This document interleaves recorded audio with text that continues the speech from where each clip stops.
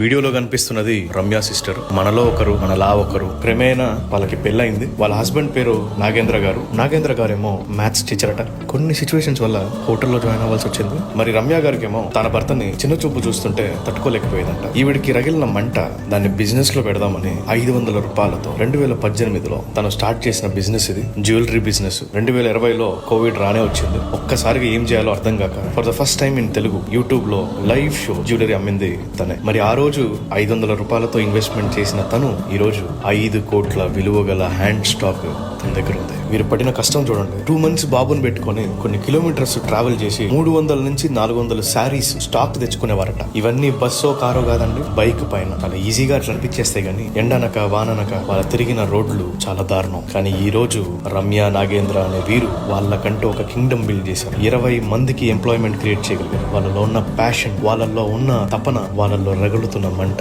ఎలాగైనా ఎదగాలి, ఎలాగైనా ముందుకు రావాలా, కానీ మంచి మార్గమే ఎంచుకోవాలా, నిజాయితీగా ఉండాలా అనే ఎథికల్ స్టాండర్డ్స్ తో ఈ స్థాయికి రాగలిగారు. మా బాధలు మాతో చాలు, ఇంకొకరికి వద్దు అని ఈ రోజు విమెన్ ఆంటర్‌ప్రెన్యూర్‌షిప్ కి ఎవరైనా మహిళలు బిజినెస్ చేయాలనుకుంటే వాళ్ళకి సహాయం చేద్దామని ఒక గొప్ప మనసుతో వీరు ముందుకొచ్చారు. ఈ రోజు చాలా మందికి హెల్ప్ చేస్తున్నారు. చూడండి, మంచితనం ఒకరిని ఎంత వరకు తీసుకెళ్తుందో చూడండి. నేను చూస్తున్న మిమ్మల్ని ప్రశ్నిస్తున్నా, మరి వీరు చేయగలిగారంటే మీరెందుకు చేయలేరు? నేను వీళ్ళని సక్సెస్ఫుల్ కపుల్ అని నేను అంటాను.